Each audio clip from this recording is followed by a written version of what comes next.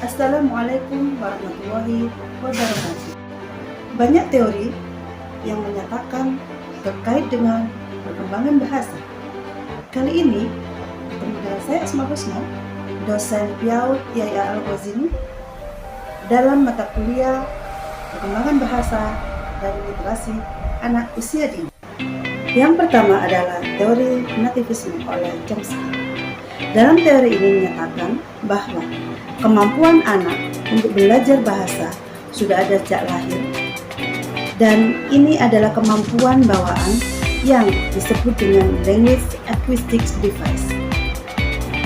Setiap anak sejak lahir sudah mempunyai kemampuan bahasa. Chomsky percaya bahwa setiap anak sejak lahir otaknya sudah dilengkapi kemampuan untuk belajar berbahasa. Teori yang kedua adalah teori behaviorisme oleh Skinner. Dalam teori ini menyatakan bahwa bahasa dipelajari melalui proses penguatan dan pembiasaan.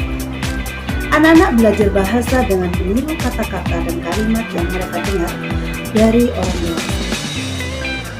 Ketika anak mengucapkan kata atau kalimat yang benar, mereka akan mendapatkan reward atau pengetahuan yang mendorong mereka untuk mengulanginya kembali.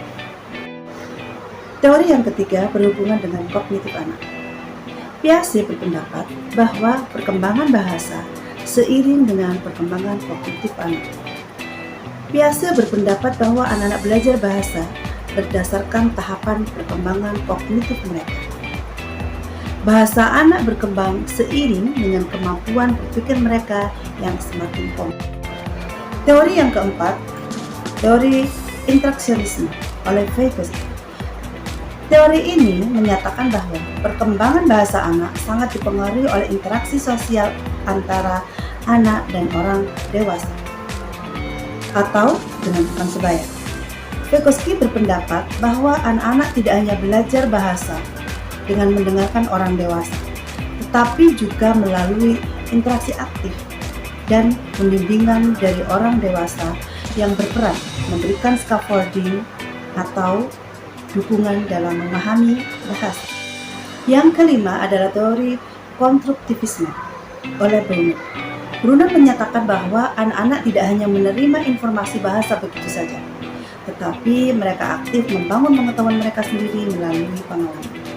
Brunner juga menekankan bahwa orang dewasa memegang peran penting dalam proses pembelajaran bahasa anak dengan memberikan contoh dan arah.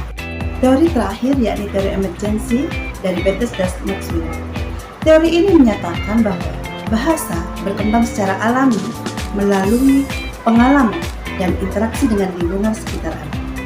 Menurut teori ini, bahasa tidak diajarkan secara eksplisit, melainkan muncul seiring anak berinteraksi dan menghubungkan kata-kata dengan pengalaman mereka. Demikian penjelasan bagaimana tentang teori perkembangan bahasa. Terima kasih. Wassalamualaikum warahmatullahi wabarakatuh.